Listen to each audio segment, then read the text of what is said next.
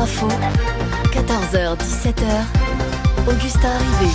Restons en PACA dans les prochaines minutes, mais avec une actualité plus heureuse, le classement de la ville de Nice au patrimoine mondial de l'UNESCO. Le fil info d'abord à 16h40, c'est avec Margot Karoff.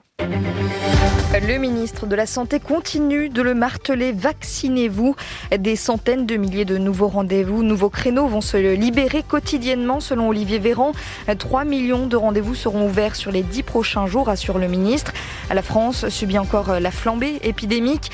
En un mois, 10 fois plus de cas positifs au Covid détectés quotidiennement.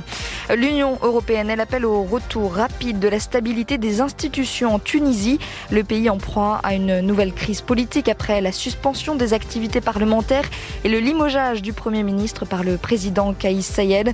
Le principal parti au Parlement, Ennahda, propose des élections anticipées. En Allemagne, un mort et 4 disparus après l'explosion d'une usine de traitement de déchets dans l'ouest du pays. L'accident a fait 16 blessés, dont 2 graves parmi les personnels.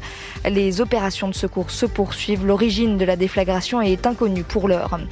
Le parquet de Nanterre fait appel dans le procès Horus, cet ancien agent des renseignements français, condamné mercredi dernier à 7 ans de prison, dont 2 fermes pour avoir vendu des informations confidentielles sur Internet. Une peine qui n'était pas en conformité avec la loi, selon le parquet.